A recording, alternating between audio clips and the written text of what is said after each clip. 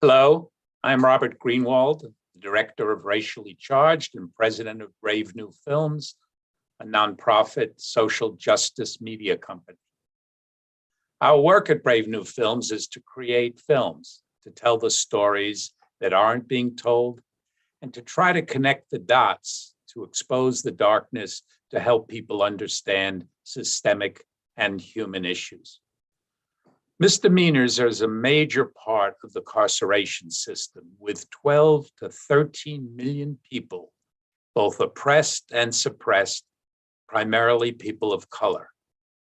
The short documentary you're about to see tells the story of misdemeanors, the past and the present, and the inequities that connect and exist today that started right after the Civil War and continue and continue and continue. Profiteering and punishment are a toxic combination built on top of racism. We all know it takes a village to create change, and I want to thank Color of Change, MoveOn, Indivisible, Fair and Just Prosecution, the National Association of Criminal Defense Lawyers, the National Football League Players Association has just endorsed the film, and especially want to thank the many justice impacted groups who are really the backbone and the heart and the soul of getting this film seen and used by those on the front line. The ACLU is setting up screenings around the country, and many more groups that have come together to make sure that the message is seen and used. As you'll see in the film, and then you'll hear from our speakers, it's really all too easy to do the same thing the same way, even when it fails to keep us safe, even when we're spending obscene amounts of money, even when it is inherently racist. We know how hard it is for data, science, and facts to combat emotion. And the film is one piece of an effort to combine emotion and data in this fight for justice. The film is available for free on YouTube, Facebook, Twitter, Instagram, TikTok, and for everyone to screen in their homes, their schools, with the groups they work with. And of course, with Zoom, many different kinds of screenings can be arranged. So I want to thank all of the experts, the panelists. Hope you will join us for right after the film. It will be a really interesting discussion. And with now, Renato, if you could start the film.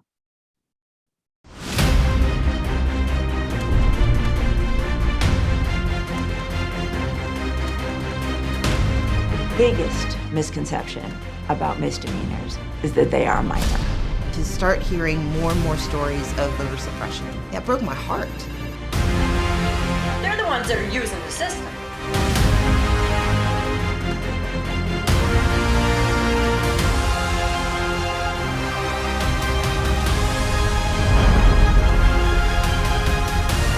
My grandma was fighting for integration back in her day, and I'm fighting for the same thing now.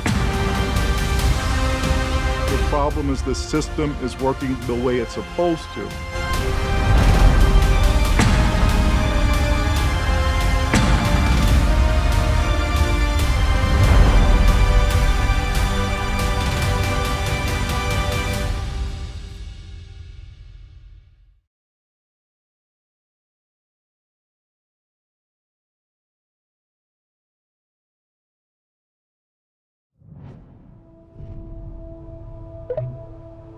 We're recording. Sorry. Sometimes I feel like my life ended that day. My car died on the side of the road.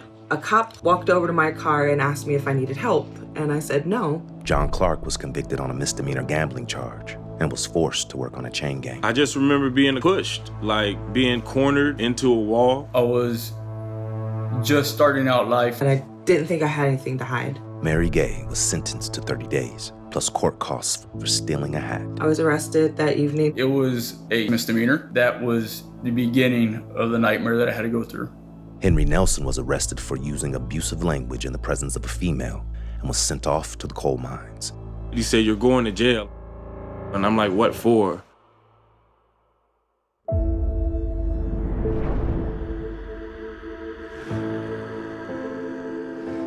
Misdemeanors have historically been the chump change crimes that we didn't pay attention to.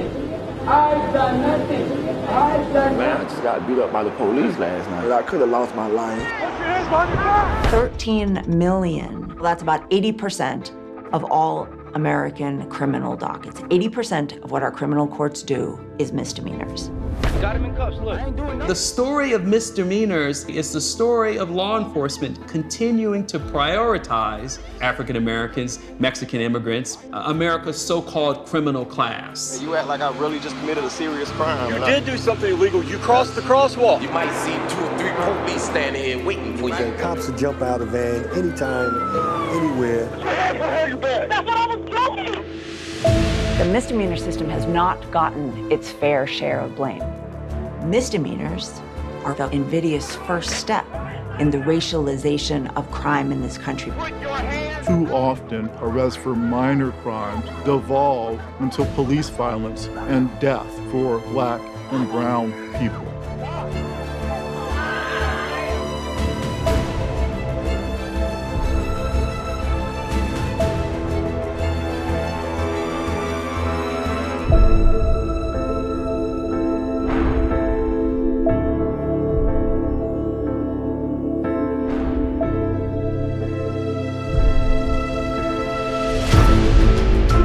They got me for jaywalking. Not wearing a seatbelt. My tail light was out. I was arrested for being home. Driving with a suspended license. My license got suspended because I didn't know I had I was shocked, and that was for this big claim that I was in I want $744 fine because I couldn't pay it.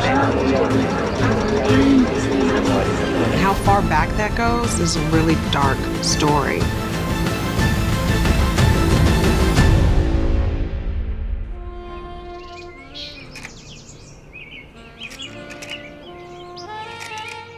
Reconstruction was an era when 4 million African Americans made it out of bondage and were able to achieve at really high levels, whether it was in business, in education, different ways of prosperity that really threatened white supremacy.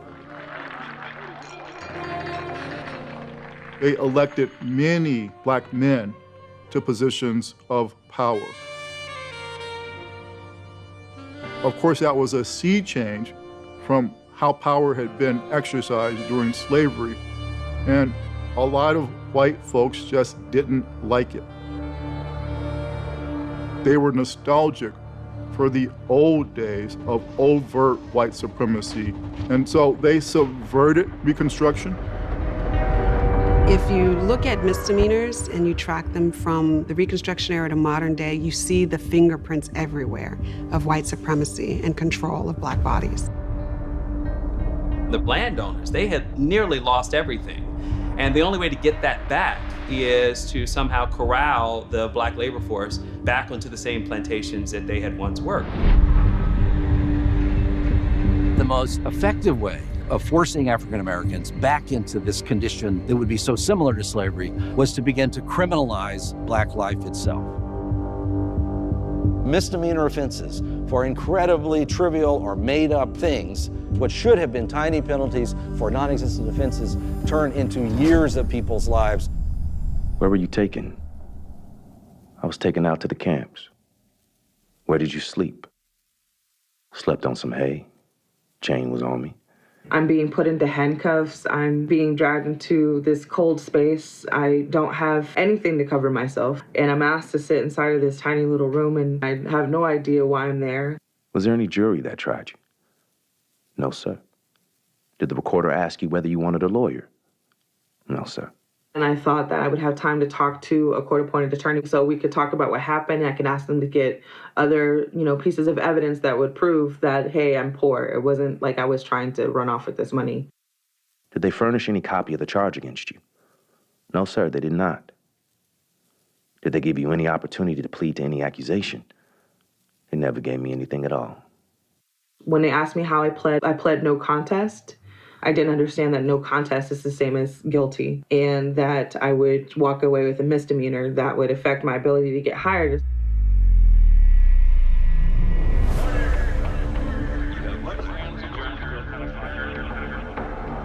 The justice system after emancipation was weaponized against Black people.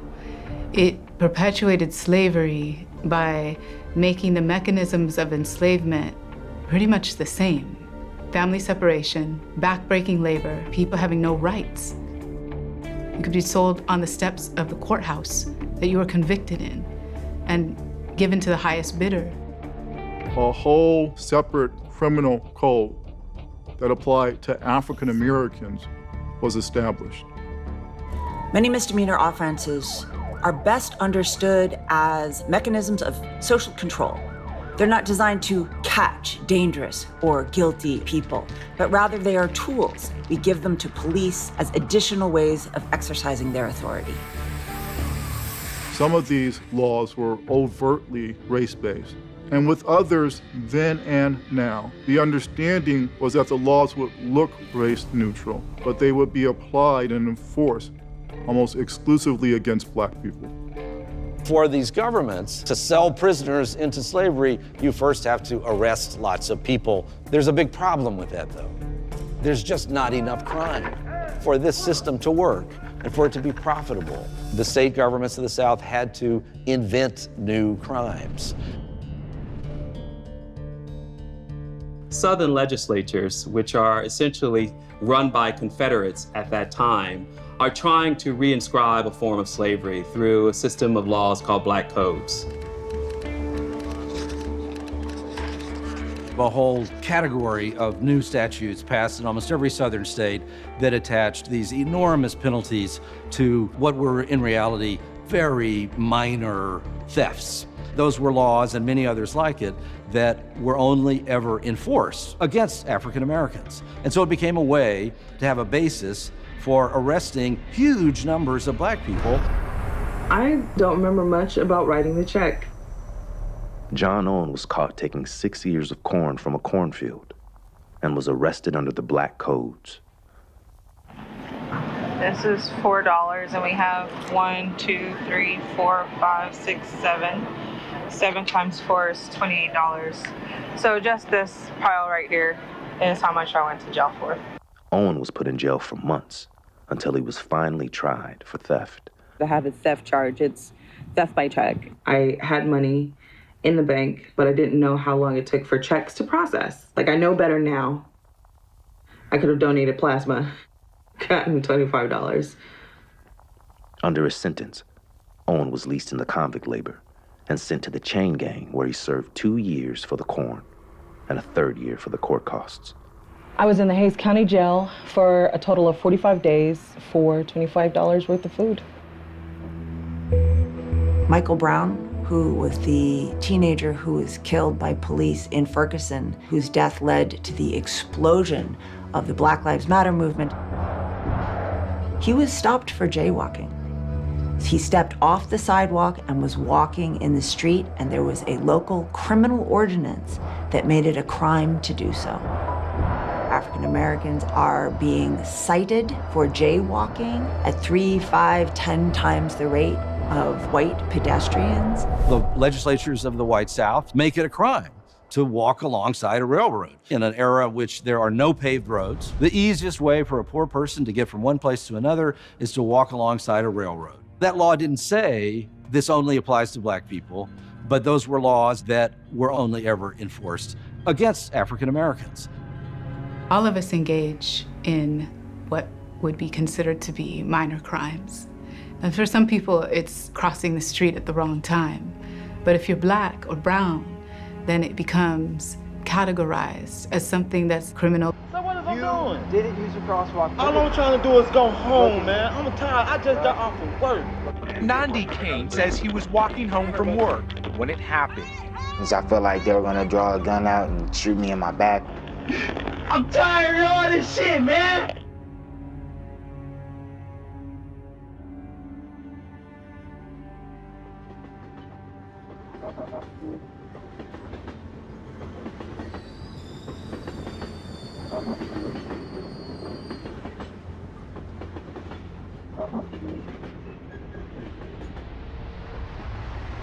Vagrancy laws were passed that essentially meant any Black person who was found on the streets unemployed and couldn't show evidence of work was a criminal. a vagrant. Trespass laws originate from this idea that African Americans only belong in certain spaces and at certain times. And so they give police officers the ability, under the guise of law, to dictate where an African American person can be, what time they can be there, and how they can operate in certain spaces. My kid's daycare was inside of one of the buildings to the Skyway, so I figured I'd take a walk, find somewhere to sit down, and wait on them to get there. I'm going to New Horizons to pick up my kids. I was sitting there for 10 minutes. Monroe Dolphus was standing in the train yard when he was grabbed by the sheriff's deputy. Monroe stated that he had not committed any crime. Wait. You're gonna go to jail. I'm not doing anything wrong. Hold on. Can you please? No, come on, brother. I'm not your brother. This is assault. At this moment, I saw my children's daycare class and their teachers and everything walking past while this was happening. He took the taser and drove it into my leg, and pretty much at that point lost all control of the leg.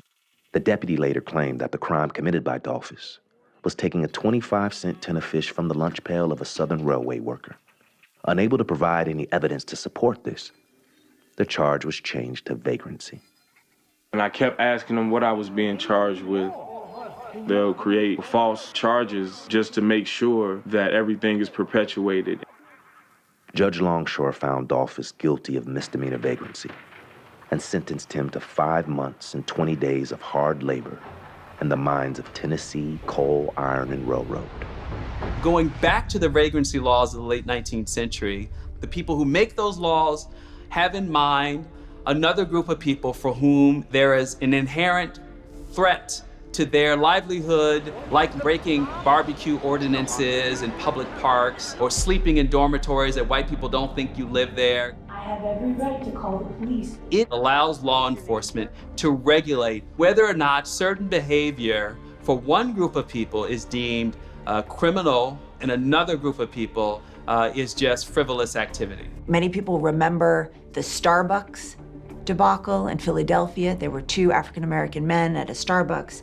The employee had them arrested for loitering where they're clearly not engaging in that behavior. What did they get called for? Because there were 2 black guys sitting here meeting me? Yes, I didn't know. Loitering is a police tool of choice. It's the go-to offense that police often use to impose their authority. In the misdemeanor system, there is no conduct too minor, no act too small that the state cannot render a crime.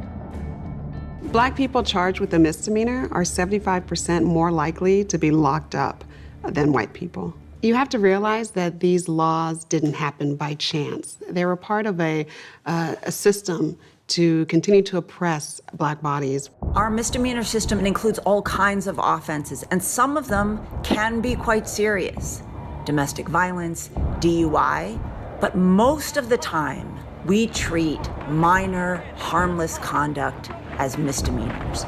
Traffic offenses, jaywalking, order maintenance offenses, spitting, driving on a suspended license for failure to pay a fine. And yet, these minor, meaningless misdemeanors can have terrible consequences for individuals.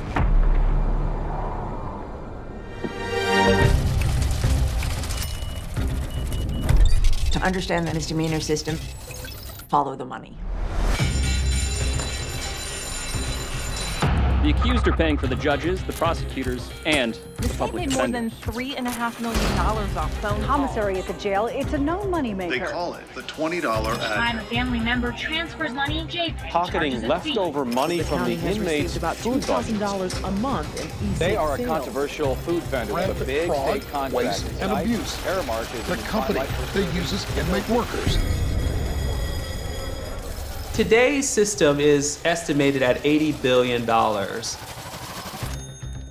The misdemeanor side of it is a way of saddling people with fines and fees that will put money in the pockets of the administrators of that system. The first time I got a ticket, my insurance had lapsed.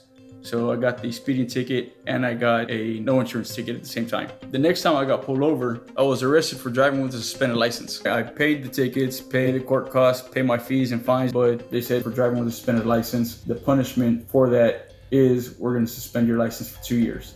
I would often have to choose between paying my inspection or my registration or paying my light bill or other bills that I had. I had to drive my car to get to work because I had a construction job. If I needed to take material to the job, I couldn't take plywood or 2x4s on a bus.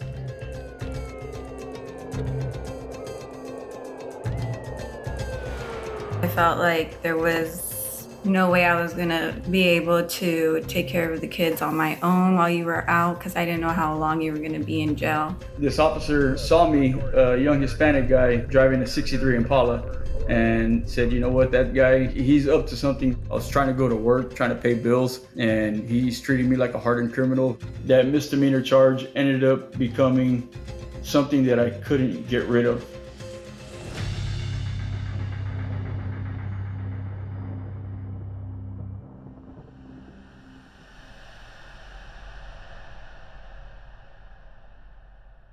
They are being treated as revenue sources, charged daily fees for being in jail, supervision fees, tether fees, drug testing fees, database fees, to fund bail bondsmen, private probation companies, electronic monitoring companies, drug testing companies. It is disturbingly similar to the way that we saw African Americans being exploited in the post-war South.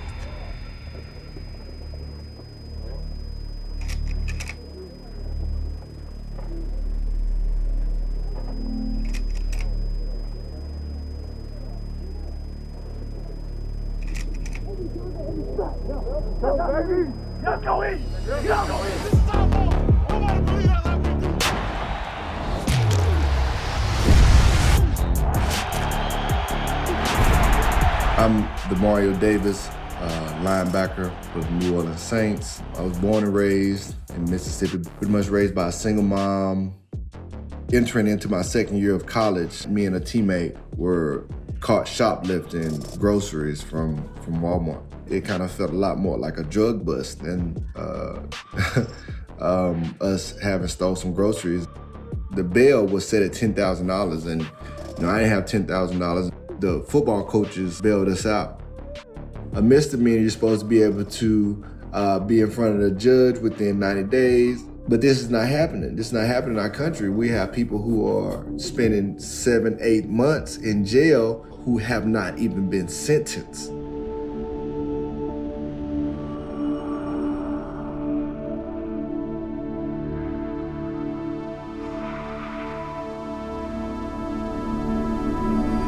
Cop arrested me and I was charged with the misdemeanor.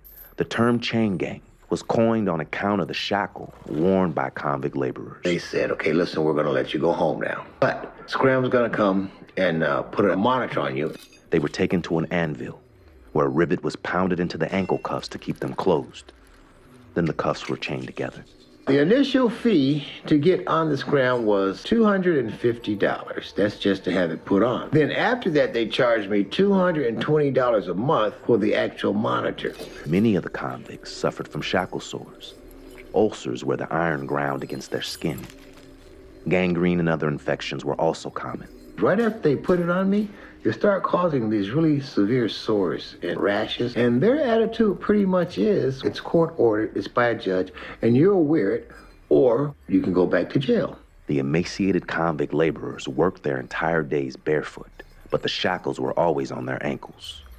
They mined in them, slept in them, and those who died of disease or beatings were buried in them. What they're doing is unjust. What they're doing is profiteering, because you're paying them. You're their slave with their shackle on your foot.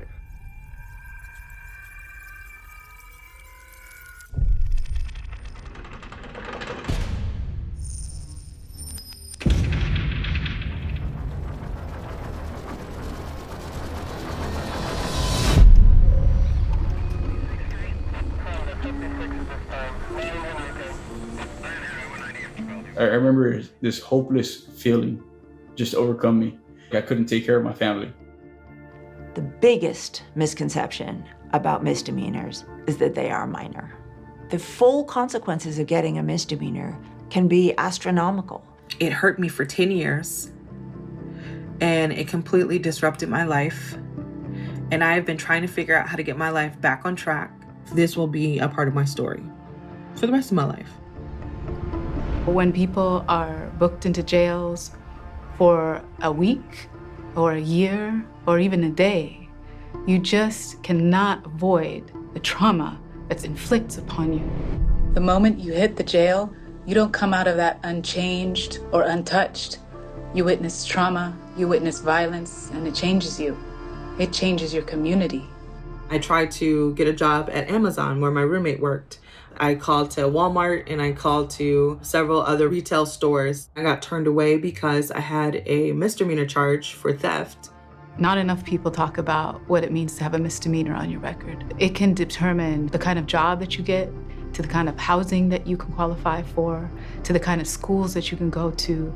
A lot of people are harmed for life because of the smallest infractions. They're being rendered homeless. They're going without food, without medication. Their children are suffering. Due to misdemeanors, I lost my housing. Shortly after that, I lost my vehicle, which led to me losing my job. And it was just one thing after another, like kicks to the face. I had full custody of my children. They had to get to school. We had to sleep in the car, waking up at like 4 in the morning, getting to a laundromat to make sure that they have clean school uniforms. I had worked so hard and all of that was ruined by one charge. One misdemeanor ruined my ability to get even just basic work.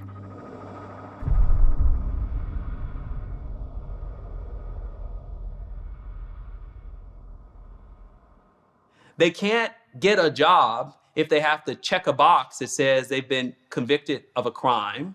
They can't even rent housing because they got poor credit when they received a ridiculous $500 speeding violation. So this system was designed both to extract from people, but also to marginalize their presence in society.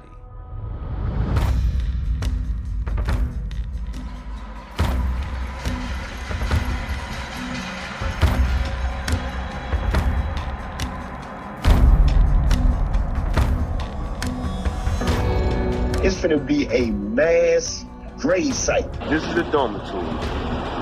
The stupid crowd, these are the beds. They right beside each other, and this is the space. Everybody just dying and getting sick and shit. Like, this shit serious as fuck. Bro, you alright? You want me to go get the police? No. What have you done this bitch? You ain't gonna do nothing about it. This motherfucker literally in this bitch dying, bro. I don't know what to do. One of the worst places to be during this pandemic is locked up in jail. The judge never said, I'm sending you to prison to die. The same horror story is emerging of the unchecked spread of infection and inmates essentially being left to die. Now, jaywalking or theft of a small amount or any sort of vagrancy type of behavior can lead to your incarceration and eventual contracting of the virus and death. I've been in jail for 2.5 months for petty theft, a nonviolent crime that carries a misdemeanor charge for the price value of less than $100. There's been 3 deaths, 2 being inmates, 1 being a guard. As far as like people who are working for the facility, they're like intertwined. They could easily be catching it. That's how one of the guards caught it. My life is in danger.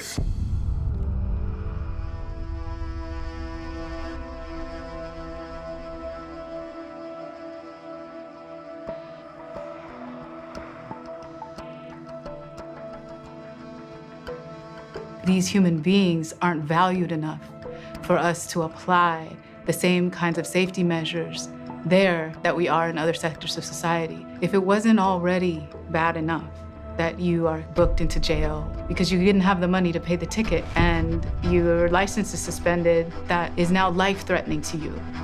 Sheriff's Office is now releasing non-violent inmates as a next step in mitigating the spread of COVID-19. Hundreds of inmates have been released from Shelby County's jail in an effort to put fewer people at risk for coronavirus. 600 inmates a total of 38 inmates are ordered to release. They were inmates. Now they're freed people. Because of COVID-19, thousands of misdemeanor defendants are rightly being released. It's clear that these individuals should have never been incarcerated in the first place. We can tell by the fact that after these releases, we haven't seen any sort of crime wave.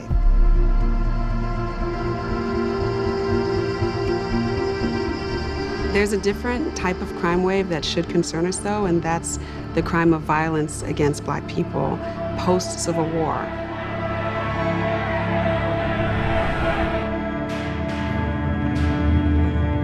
State violence has historically been used to intimidate people of color, especially Black people. We see this all throughout history.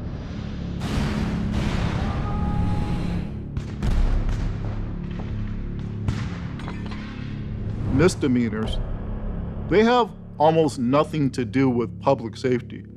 What misdemeanors do is give police an extraordinary amount of discretion with any minor offense premised on the idea that the Black man is a threat. Misdemeanors are a very specific mechanism that legalize violence toward Black people and keep them in a very particular place, not just as individuals, but as an entire community of people.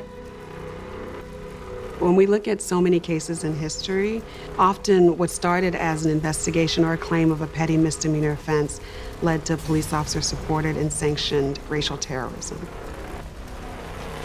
All too often, we see police exercising that terrible authority of violence against people who have only been suspected of the most minor of crime. The problem isn't bad apple cops. The problem is the system is working the way it's supposed to.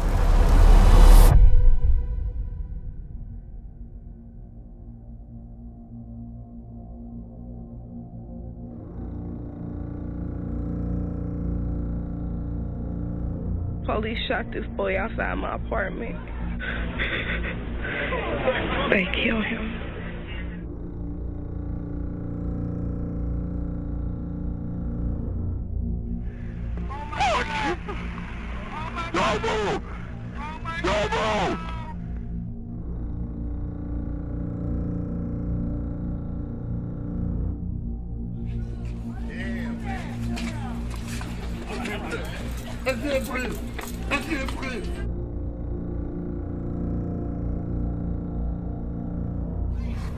Hey, bro! You move, I swear to God! Hey, boss! He shot this boy outside. I just did pretty. I'm so sorry. I have no gun.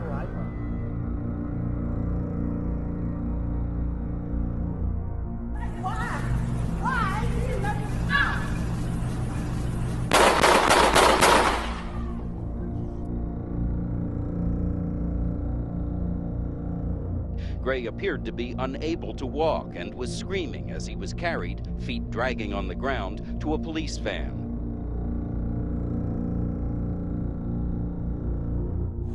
I know, you just on your job.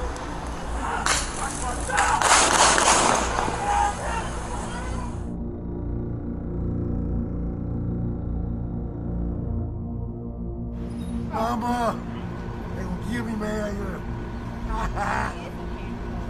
I can't breathe. Please, you need my nigga. I can't breathe on me. Please.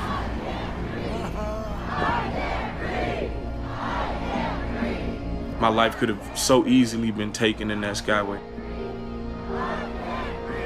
George Floyd goes to show further that the most minor of offenses, even no offense at all, could result in death. The very purpose of racial terrorism is control, is social control. What we have seen in the killings of those accused was that misdemeanors became the gateway for police violence and murder.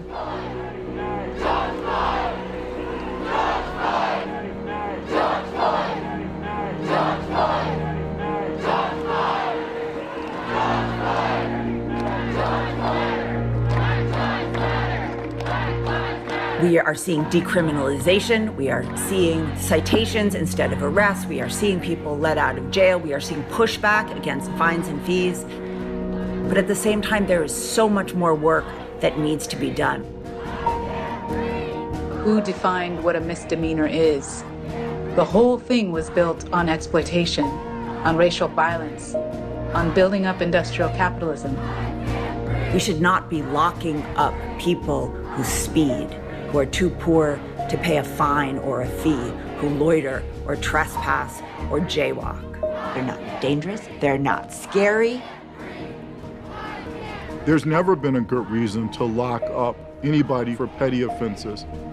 Like slavery back in the day, the law itself is doing the work of oppression. The criminal law is providing the authority to arrest Black people, to punish Black people, to kill Black people. And ultimately, the real crime is that we're Black.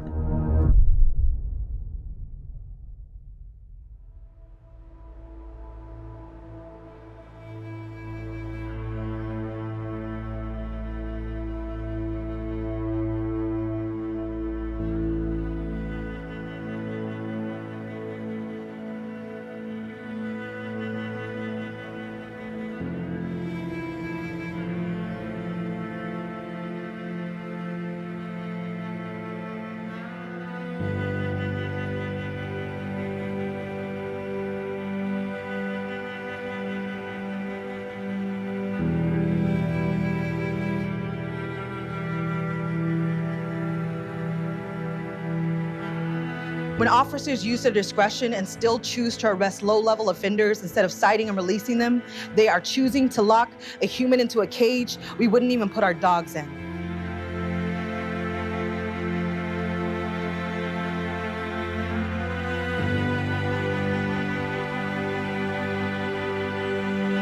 We got 123 people out of the Hayes County Jail yesterday.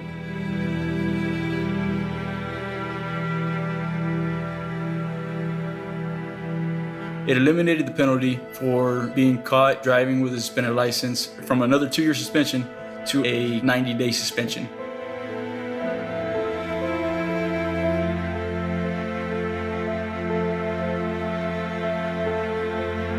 Don't allow the outside world to corrupt you. Don't allow the outside world to tell you who you are.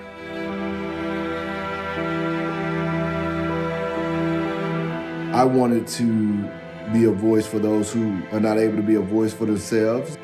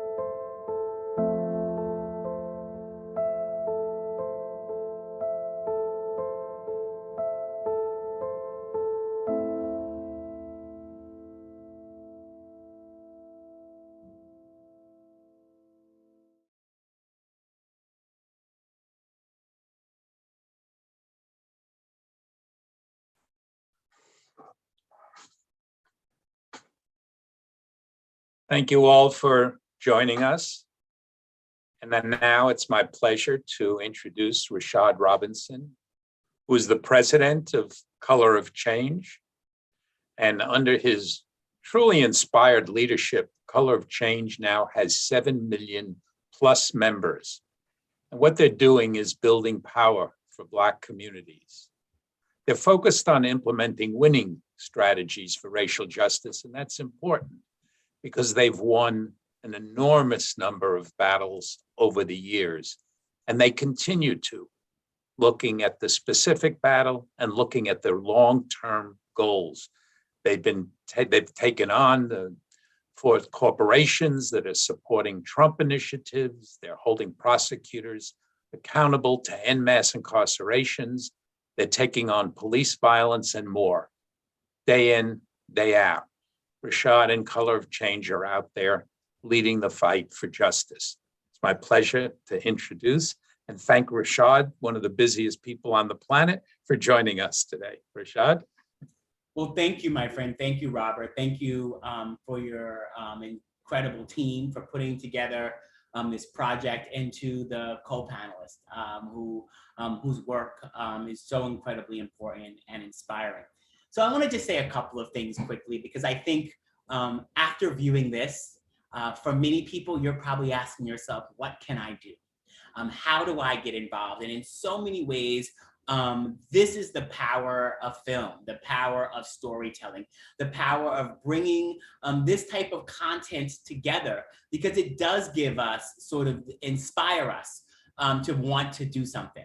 And so what I want to do is leave us with a couple of principles as we sort of think about the road ahead. What do we have to actually do to deal with a system, as it was so clearly put in the film, that is not broken, but is operating exactly the way it was designed?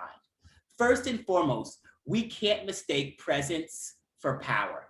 Visibility and awareness, retweets, shout outs from the stage, all of the sort of information that we now have that makes us know how our criminal justice system is rotted at the core. We can't mistake the presence for that information for the power to actually change the rules. And just because we have deep presence doesn't yet mean we have the power to change the written and the unwritten rules at the heart of why we're in this problem. Second, we have to focus on incentive structures. Across the board in the criminal justice systems, there are incentive structures where individuals and institutions are profiting off of mass incarceration, are profiting off of fines and fees, are profiting off of a system that literally keeps its knee on some people's necks. And we have to recognize that simply by changing hearts and minds alone, we don't necessarily undo that incentive structure, which is in so many ways designed to keep itself in place, because in order to unlock it means that there will be people who will no longer make money who are making money right now. And that is why power, once again, is so incredibly important. And the final thing that I think is really important is that people don't experience issues, we experience life. That the forces that hold us back are deeply interrelated, that a racist criminal justice system requires a racist media culture to not only keep it alive, to sustain it, to have people want to make more demands for a type of policing that does not keep them safe and does not create more justice. That political inequality goes hand in hand with economic inequality. So we're not just trying to solve for one issue over here or one issue over there. We are working to raise the floor on what's acceptable and push up the ceiling on what's possible. And that, once again, gets us back to power. And so across the through line are these questions of power. The power that we have to build, and then the power that we have to leverage to create consequences. And so, because I love my friends at Brave New Films for continuing to put out this incredible content, I'm gonna ask you all to take this work and take this effort and not only share it, but to inspire people to take action. And a couple of clear ways you can take action at Color of Change. One, you can join us at winningjustice.org. Winningjustice.org is the only searchable database of the 2,400 prosecutors in this country. Prosecutors are the most powerful actors in the criminal justice space. And the more we can do to push on prosecutors, hold them accountable, create a new dynamic where they see their role differently and the public sees their role differently. So join us there. Secondly, you can also engage us in our efforts to hold police unions and police foundations accountable. These institutions which have put their hands on the scale of injustice and have created a hostile climate in our communities. Politicians who say they care about reform, care about justice, but take money from police unions, don't care about our community. And corporations that say Black Lives Matter, while also giving to police foundations, need to be held accountable. So you can find out more information at Color of Change. And then finally, visit us through our narrative work at colorofchange.org/narrative power. And there we are doing a lot of work to shift and change the story, not just individual stories, but building the power to hold those that move stories in the news media and move stories in our entertainment world through crime procedurals. Hold them accountable for the long form stories. Basically, over the last 20 years, maybe with the sort of exception of recently because of some of the economic challenges, violent crime has steadily went down. According to Pew Research, Americans believe that violent crime is going up. We have a gap between perception and reality, and there are all sorts of folks that are profiting off of it. Robert and his team are doing the work to push through the storytelling in the other direction, but we can all do the work every day through the type of campaigns we get involved with, through the type of smart and creative ways we push back against media, and through all of the work that we do to translate this moment of deep visibility, deep presence into the power to change the rules. That is the opportunity we have in front of us, to translate presence into power, to translate awareness into action, and to build a new set of agendas that can change the system. We have that ability, we have that power, but we only have it if we act. I hope you'll get involved. I hope you'll join us, and I hope you'll continue to make your voices heard. Thank you so much. I'm going to now create a bumper sticker or put it over behind my desk. Presence is not power. Let's turn presence into power. And I look forward to working, Rashad, with you and Color of Change and all of my colleagues and friends at Brave New Films. The work you're doing is so important. The way you're thinking about it is so important. And I urge all of the people watching this, wherever they are, to make sure, just as Rashad said, now it's time to get involved. The idea of the film is to touch people's hearts, to motivate them emotionally, to get them to do things. And I can't think of anything more important than what Rashad and Color of Change are doing. So thank you again. And with that, I want to move to Rana Epting, who is the executive director of MoveOn. She's a long-term ally and fighter for justice for all. She leads both MoveOn Civic Action, which deals with progressive policies and change, and MoveOn Political Action, which works to elect candidates who are committed to standing up for a progressive and inclusive agenda. And on a personal note, it gives me great pleasure because MoveOn was there at the very birth of Brave New Films with Wes Boyd and Joan Blaze and Eli Pariser, when they talked to me about doing a film about this network called Fox that I barely knew about. And from that was born out Fox. And then Eli came up with this insane idea of doing house parties, inviting strangers into your home to show a film. So a long, long history. Was so happy that you're with us today and look forward to your thoughts and collaborations going forward, being inspired by what Rashad said, from presence to power. Thank you, Robert. It's an honor to be here with all of you. And I'm so grateful for Rashad's leadership and Color of Change. They have been, you all have been instrumental in the landscape of how the dialogue in this country has shifted. And I'm so grateful for the work you've been leading on criminal justice, policing, and racial justice, and more. And very much, I have a sweatshirt that says "From Presence to Power," and it always reminds me, rooted in Color Change's theory of how we really actually make change in this moment. Also very grateful for the leadership of other members on this panel, Representative Karen Bass, Professor Muhammad, Felida Hicks, and Robert yourself at Brave New Films. That history telling of the relationship between MoveOn and MoveOn members and Brave New Films couldn't be more accurate. We're so grateful for the work that you've done from Outfox to now this film here today, in such an incredibly critical moment for the dialogue around race, criminal justice, and policing in this country. It couldn't be more timely. There is a real opening in our society right now for people to wrestle with the truths, the hard truths of our criminal justice system, the hard truths of our racialized past in this country. And this film could not be more timely. And it definitely is beautifully made and critical to watch. And it really did touch me. and reminded me of the work that we all have to do together to create a society that is truly welcoming and loving and embraces all of us and allows us all to thrive.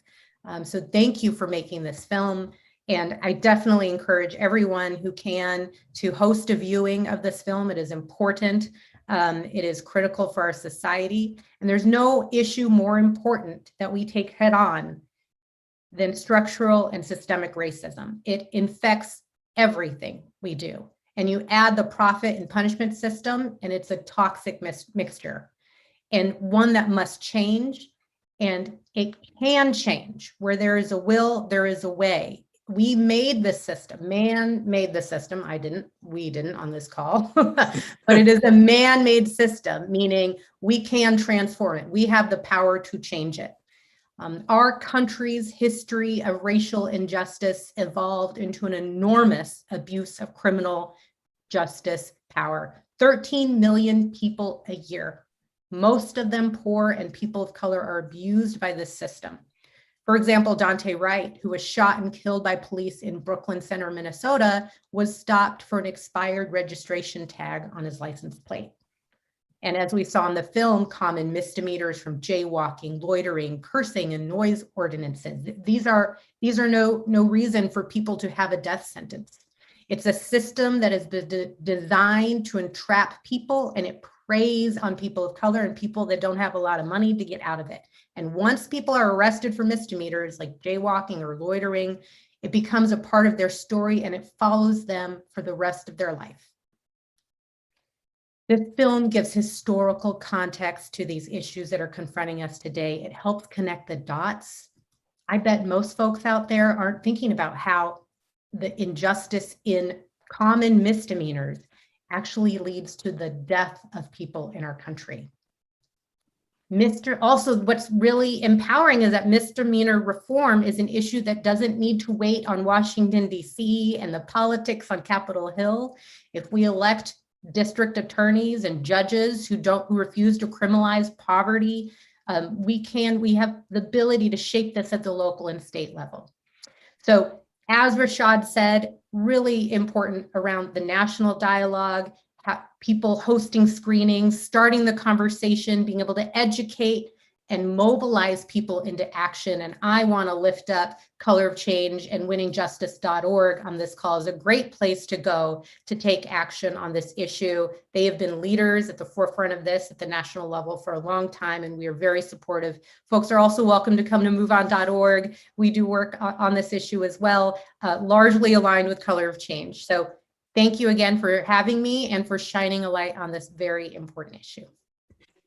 Thank you. And again, much appreciation for what you're doing at MoveOn, the work you're doing. And I really do look forward to our finding more innovative, interesting ways where film can be used in the work you're doing and the others are doing. We know there are so many distribution channels today. You know, how do we use TikTok different than Instagram, different than Facebook, different than Twitter? And how does that intersect with all of the great work MoveOn is doing? So looking forward to the work ahead and the collaboration ahead. Thank you again. And with that, I really want to be able to explore that, and these focus group discussions provide that forum. Where people are receiving. I was hearing a sound there. I don't know if others were hearing that. So with that, I will move on to Felita Hicks, who you all saw in the film. She's a poet. She's an essayist. She's an artist, and her work has been featured in quite a wide variety of publications, from the American Poetry Review to HuffPost to Slate to the Texas Observer and more. And since her release, she's been dedicated to changing the system, to helping others raise their voices using activism and writing. And finally, I want to say, one of the ways that I characterize what we do at Brave New Films, because film is different from all the other forms of communication, we put a face on policy. Felita and others are those faces in this film, and without them, we wouldn't have the film. So I want to thank her and all of the impacted people in the movie and all of the impacted groups that we're working with for coming forward, for taking their experience, for using it, and for working to try to change the system. So with that, Felita. Hi, thank you so much for that, Robert. It's nice to finally have a chance to meet you and have a chance to share the findings of this documentary with the world at large. I think that it's extremely important that folks understand that most folks aren't going to experience prison. They're going to experience jail, and they're going to experience it not for large crimes, but for simple things like, existing in a space where other folks don't think you should exist. And that's something that I've experienced for most of my life as a writer. And as the first person in my family to go to college, the first person in my family to get a master's degree, I'm constantly in spaces that other folks don't think I should be in. I think that when we look at what the power of the film is, it's storytelling. And storytelling, I think, is what's really going to help us make the biggest changes in this country in the long run. When we decide how we should be able to create safety in our communities, that design is based off of a story, a narrative that this country has been telling itself from the very beginning about who we are as a country, who we are as moral characters. We keep telling ourselves these stories, and these laws are coming out of those stories. And I think that it's time to change the narrative. And that's what I see this documentary doing. I think that is the importance of involving the artist. I'm currently a poet in residence with the Civil Rights Corps, and I am extremely excited about the opportunity because it's a chance for an organization that is very focused on the legislation and the creation of new legislation that is more equitable, to bridge that gap between the people who know all the fancy words and all understand the legislation as it's originally written, versus the folks who may not understand what pro se means or what pro tem means or all of these other terms that are used on a day-to-day basis in the legal system. I did not understand the paperwork that was put in front of me when I was arrested. And I know that I'm not the only person who did not understand the paperwork that was put in front of them or the options that were available to them. And so I see my role in this work as storytelling and translating the legal terms into something that is digestible for everyday folks. We have to remember that so many of the people who are deeply affected by the legislation are folks who don't necessarily, not everyone goes to college. Not everyone is constantly having this conversation with family across the table. There are a lot of us who just want to go to work, just want to raise our families, just want to be in community with others, and don't necessarily have that background. And so I hope that poems can help to translate some of that information. I'm hoping that, we can use art. I wrote a play that's related to my arrest, that's related to the arrest of several folks, specifically Black women and queer people here in the state of Texas. I think that if we have the ability to connect with art will help to translate to the general community the real issues. What makes the documentary so dynamic is the music. It's the narration by Mahershala Ali. It's the graphics that are, very attentive, and all of those things are created by artists. Artists help to move the movement forward, and that's something that I think is going to be really critical as we move forward in the next 10 years. I think that the use of the cell phone, which is a very simple tool, is a tool that most people have access to. The use of the cell phone in the use of the camera on the cell phone is what is really making us pay more attention to the harm that misdemeanors have done. Misdemeanors have always been here, but now we've got cameras and we've got this tool that we always have on us, and we have easy access to a larger audience. And I think that's what's really making the difference. I'm currently thinking of the quote from Corinne Gaines. Corinne Gaines was pulled over for a cardboard license plate, and that cardboard license plate stated, any government official who compromises this pursuit of happiness and right to travel will be held criminally responsible and fined, as this is a natural right and freedom. That cardboard license plate was a misdemeanor for her, and it is what led to her eventual death. And I think it's important to note that folks really are thinking about the original Declaration of Independence, and it's time that we redefine the basis of the Constitution, which did not include the protection of Black people in it. We need to look at the very root of our language in this country and our basis for our decision-making process when it comes to creating new legislation. And so I'm just, if anything, I'm encouraged to see that there are more people talking about it. I'm encouraged by things like the Cite and Release Ordinance in San Marcos. Mano Amiga was able to really help change the needle just a little bit. We offered something called the Cite and Release Ordinance, which basically took away the discretion of police officers and said that if it's citation eligible, you have to provide a citation. No ifs, ands, or buts. Do not arrest if it is citation eligible. And it's important to know that officers don't need all the discretion that they have, and they should have more oversight. And so those are just a few of the things. I'm really encouraged by organizations like Texas Observer, Texas Criminal Justice Coalition, which has a primarily directly previously incarcerated population who are writing new legislation, who are trying to abolish slavery in the state of Texas because it's still legal here. I'm also encouraged by Texas Advocates for Justice and Detention Watch Network. All of these organizations are organizations who have helped me to really understand the legislation better and understand my role in that.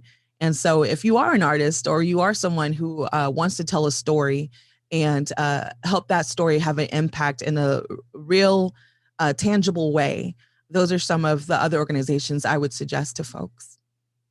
Yeah.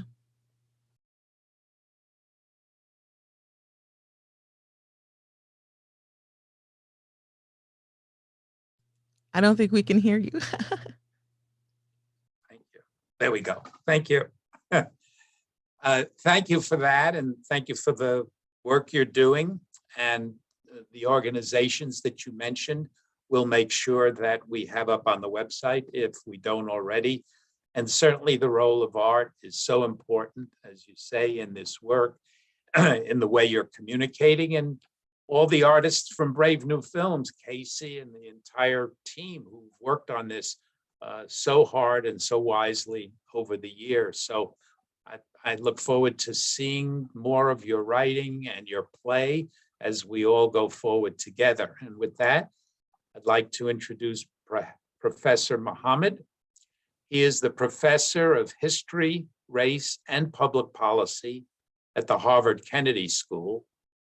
He's an author of a book, Condemnation of Blackness, Race, Crime, and the Making of Modern Urban America.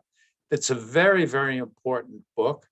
It significantly impacted my thinking, and he's a real voice in the ongoing studies, evidence, literature about the link between race and crime in the United States, and how that link has shaped and limited the opportunity for African Americans over so many years. He's also working on a new book, which I look forward to reading, called Disappearing Acts: The End of White Criminality in the Age of Jim Crow. And of course, you saw him in the film. He was one of the really important, thoughtful experts. We found many of them around the country. And with that, Professor Muhammad. Thank you, Robert. I really appreciate your introduction, as well as for including me in the film.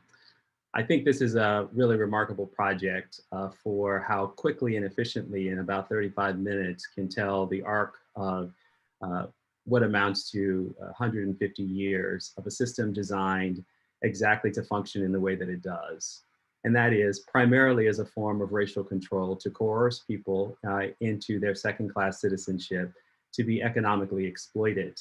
And more recently, in the context of mass incarceration over the past 40 years, to solve a number of problems. The political emergence of a young generation of activists who demanded real equity and equality in the United States. Those social movement leaders, including the Black Panther Party of the 1960s and 70s, as well as to challenge the hyper exploitative bones and infrastructure of capitalism. And so with these two malevolent forces that have wreaked havoc ever since people of African descent showed up on these shores, or indigenous people first encountered European colonists, the criminal justice system has been a primary and indeed growing instrument of maintaining order over those people's lives. I just want to point out in my brief time that the financial stakes of the system help explain a lot of why police behave the way they do. Aside from being a massive jobs program, of which policing has always been for blue collar white men in this country of various ethnic origins, and will increasingly be so for men of color who will be asked to join the ranks of policing in a diversity effort. If we don't rewire the system and change what its function is, then this will simply continue. But we've got 13 million misdemeanors, adding on top of $100 billion in policing costs, $80 billion in corrections, $50 million of criminal justice debt, $6 billion in traffic revenue, $2 billion bail system.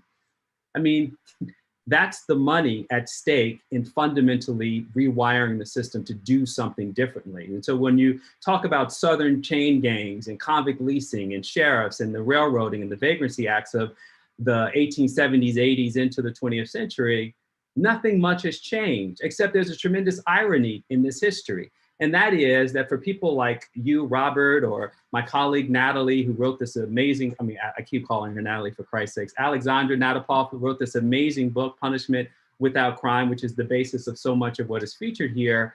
You know, people who believe that these histories matter are fine with having these conversations. People who resist these want to tell us that that's the past. People like Senator Tim Scott, oh, that happened a long time ago. Those are legacy problems.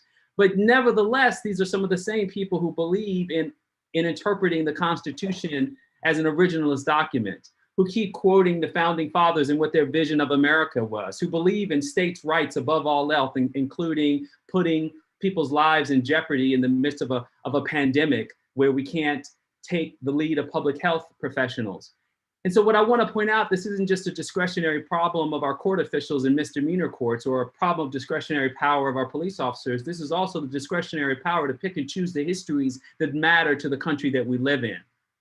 And I've grown frustrated doing this work for the past 25 years because it doesn't matter how much history is brought to bear on understanding the context in which we live. People will continue to opt out. And I don't know how to solve that problem. I hope that Congresswoman Bass will give us some tips as she is going to come forward, but I'm at a loss for this. And I want to finish by saying this. Listen, the story of the discretionary power to use the criminal justice system to denigrate the lives of Black and brown people and poor people in general, set against the evidence of the ways in which this same system never really dealt with the problem of racial terror, as Brian Stevenson has so eloquently pointed our attention to. We have an epidemic drug use problem in huge swaths of white America, which is not being criminalized. We have the evidence of Wall Street and banks like Wells Fargo that systematically preyed on people disproportionately Black, committed absolute fraud, stole money from them, nobody going to jail. And in Ferguson, where the Department of Justice pointed out to us in that horrible situation of revenue policing, that now we know that the whole point was to plug the holes in the municipal budget. Nobody went to jail over that. And so to have someone talk about, like Felita Hicks, talk about what her experience was, I cannot explain the discrepancy between the moral condemnation of people of color for jaywalking or for shoplifting, and yet we look squarely at the facts before us of all kinds of high crimes and misdemeanors, whether they're in our financial services sector or in our political culture, and people are not being punished for it. So I hope that other people will be inspired by this film because it is inspirational, but beyond that, a lot of white Americans are going to have to decide that they actually want to live up to the promises of equality and justice in the country that they so desperately cling to when they think about the lives they want for themselves. Thank you. Well, thank you for that. And thank you for really making it so clear, that old organizing song, Which Side Are You On? And there's no doubt that it's a time in history. Every day there seems to be another death, another policeman has killed another person of color. And those are only the ones that we see because they captured them on the phones. So the work that you're doing in the academic world, the books that you're writing, Alexandra's book, which this film would not exist without her book. It was literally that book that I read, elevated from this chair and said, how could I not know of 12 to 13 million people are in this carceration system because of misdemeanors, which have now become a gateway at times to murder. And I also like what you've said, revenue policing. That's a term that, with your permission, we will now start to make sure that we use frequently. So thank you for that. And with that, I want to turn to Congressmember Bass, who has been a co-chair of the Congressional Black Caucus for several years. She's now on the House Committee on Foreign Affairs. She's also on the House Judiciary Committee on Crime and Terrorism, where she's working and using the chair to create sound criminal justice policies. She's a long-term friend and colleague, and one of those people that when you elect, and she's now serving her 6th or 7th term, you know that they're going to Congress and wherever they're going, and they're going to fight the good fight. You're not going to have to worry each day about what they're doing. And she's recently created the George Floyd Justice in Policing Act. So with that, Congressmember Bass, thank you, Karen. Wonderful to see you. Well, thank you, Robert. And it's always great to see you. And, one more time, one more example of the incredible work that you do in Brave New Films. And it's such a great way to educate the masses of folks, because people don't see the layers of the system. I mean, in our community, we do because we experience it. But you guys always do such great work, and it is extremely helpful to us in getting the legislation and the policy passed. When I was listening to the professor, it just reminded me that I feel like what we're doing now is the work that our ancestors did 100+ years ago, when the Black folks that were freed worked to free the Black folks that were enslaved. And I love the way Brian Stevenson talks about how slavery has just evolved. It's like you're going on the opposite direction of an escalator. Once you get caught into the system, it is extremely hard to get out. And I remember years ago, Robert, many years ago, more than 20, I did this report for the California Endowment about the pathways to prison for children. And one of the main pathways that we looked at were tickets, truancy tickets, traffic tickets, jaywalking tickets, bicycle tickets, not putting your helmet on when you were riding your bicycle. And that's a ticket, which then goes into a warrant that then sets you on this whole cycle that you never get off, especially if you cannot afford the legal fees to get off. So let me just mention a couple of things that we're doing in Congress. Just last week, we introduced legislation around the juvenile justice system, which I frankly think is a system that should not exist. I consider it state-sponsored child abuse.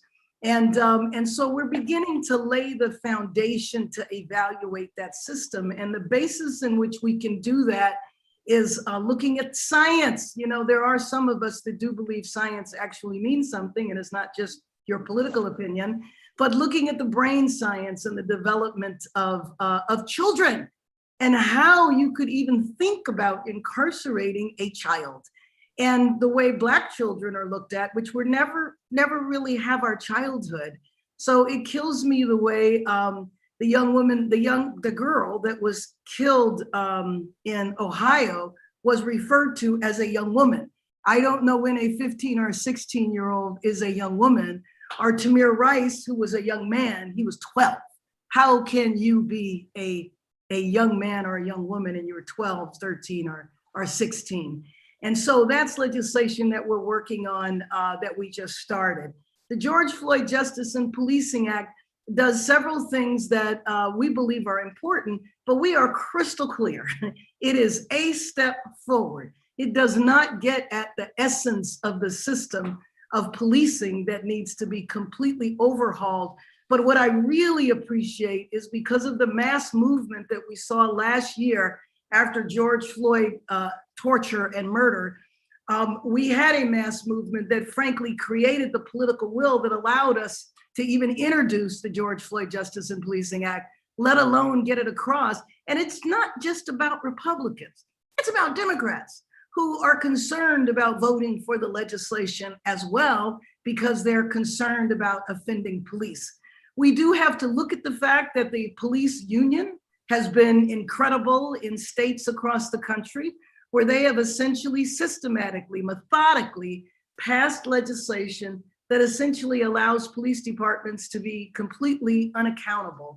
The way the professor talked about, what did he call it? And I'm going to use it too, revenue policing. Policing, yeah. Is just scandalous. But if your measure of success is arrests, then what do you think departments are going to do? They're going to go and do the arrests where people are the most vulnerable, the control that the professor talked about. So I just want to thank you for what you always do at Brave New Films, and we appreciate having this tool, and we will definitely use it on the Hill. Thank you. Good. Well, thank you, Karen. And one last question. We're under strict orders from your incredibly efficient staff to make sure we don't keep you too long because you've got to go back and fight the fights.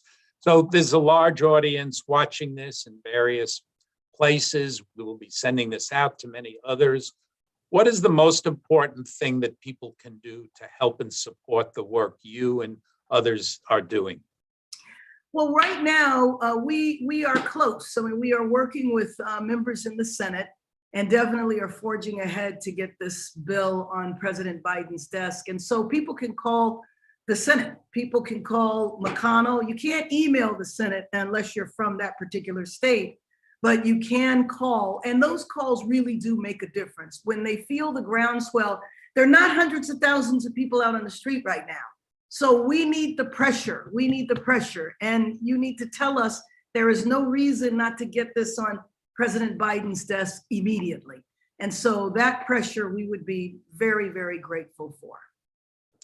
Okay, good. So even if you're not in the state of the Right. senator, you can still call in and express your strong opinion about the need for the George Floyd Justice and Policing Act, right? That's right. That's right. And all of us keep logs. All of us monitor this.